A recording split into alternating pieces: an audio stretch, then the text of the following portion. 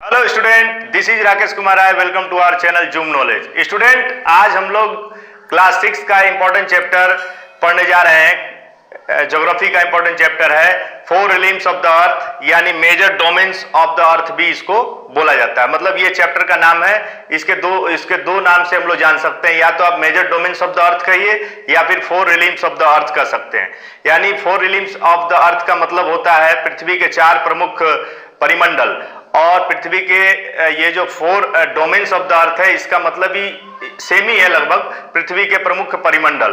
तो हम लोग सब इस चैप्टर में स्टूडेंट थोड़ा देखना ये है कि आप जानते ही हैं कि सोलर सिस्टम में हमारा मात्र एक प्लैनेट ही ऐसा है, अर्थ, जिस पर लाइफ पॉसिबल है। और पॉसिबल इसलिए है क्योंकि यहाँ पर लैंड, वाटर और एयर उपलब्ध है, और कोई भी प्लैनेट में इस तरह का चीज नहीं है। इसलिए ये इसको हम लोग फोर रिलिम्स ऑफ द अर्थ इसको कहा जाता है। मतलब ये 4 जो है हमारे परिमंडल कहे जाते हैं। तो लिथोस्फीयर और हाइड्रोस्फीयर और एटमॉस्फेयर। अब ये स्टूडेंट जहां ये तीनों मिलते हैं, यानी ये जो रिलिम्स है meet each other in a narrow zone is known as biosphere. इसको हम लोग बायोस्फीयर यानी जीवमंडल के नाम से जानते हैं, और बायोस्फीयर इसलिए चौथा रिलिम्स कहा जाता है इसको। अब क्या स्टूडेंट की देखिए, इसमें 3 स्टेट्स ऑफ मैटर रिप्रेजेंट होते हैं, जैसे सॉलिड, लिक्विड, गैस, ये सारे होते हैं इसमें। और इसमें इसी के वजह से हम लोग लाइफ सपोर्ट यहां पर करता है। इस चैप्टर में हम लोग यही पढ़ने वाले हैं। तो एक एक करके हम लोग पूरा डिटेल वाइज पढ़ेंगे, और काफी इस पर मैपिंग वगैरह भी हम लोग देखेंगे। सबसे पहले हम लोग देखेंगे लिथोस्फीयर को, स्थल मंडल।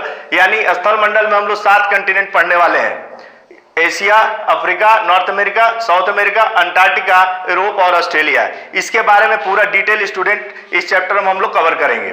फिर उसके बाद हाइड्रोस्फीयर में यानी जल मंडल में के अंतर्गत हम लोग पढ़ने वाले हैं 5 ओशियंस यानी 5 महासागरों के बारे में: Pacific ocean, Atlantic ocean, Indian ocean, Arctic ocean और अंटार्कटिक ओशियन।